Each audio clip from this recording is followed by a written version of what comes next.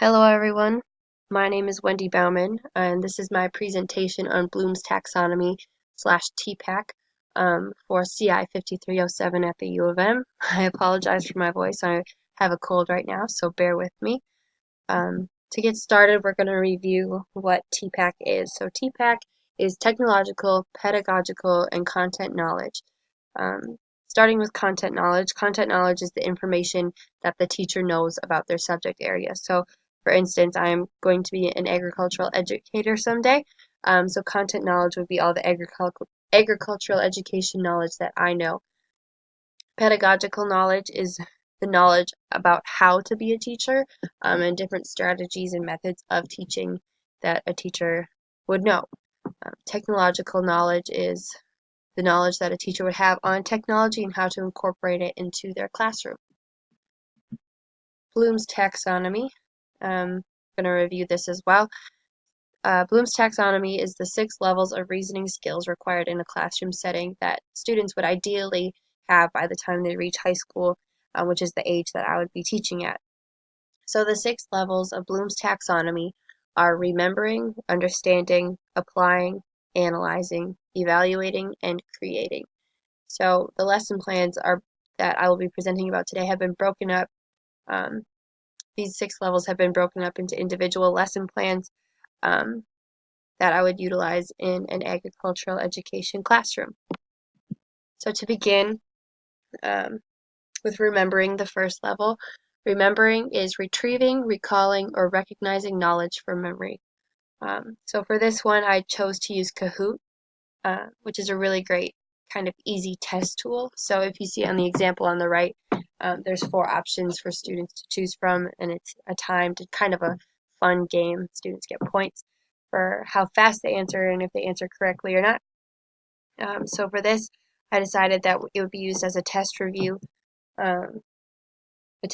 game for students prior to an exam, for example, in a dairy science classroom. I have a lot of experience with this tool, and I know that it's really great for students and they enjoy it and actually learn from it. It's not just a fun tool, it's an educational tool as well. So the second level, understanding, is constructing meaning and interpreting facts. So for this lesson plan, I decided to use the website called Feedly. I had never heard of it. I found it on one of our prior websites from talking about Bloom's taxonomy. And so on this website, students are able to create their own customized newsstand, basically. So I decided that in an agricultural issues class, I would give the students the assignment to create a Feedly profile and create their own customized newsstand with information pertaining to agricultural issues. So by doing that, you would be tagging certain words or certain subjects or authors that you are interested in or pertain to the subject matter you're searching. And after doing that, they would be assigned to create a speech or presentation using the information they found on Feedly to share with the class. The third level of Bloom's taxonomy is applying, which is basically utilizing the knowledge you gained. So for this lesson plan, I decided to have it be in a crops class, and students would be assigned a plot of land from the town that I would be teaching in if it was a farming community, or if it was in a an urban community, I would basically pick a random plot of land and assign them a field space for them to farm and make farming decisions. So with the information they've gained in the crops class, what kind of seeds they should produce, what fertilizers and pesticides and insecticides they should use, when to harvest, and whether or not they should sell right away or wait. Using the knowledge they gained and paired with some farm management skills, they would basically be given free range on how they would like to farm the land and then share with the class and kind of keep a journal about it as well. The fourth level is analyzing, finding patterns and concepts.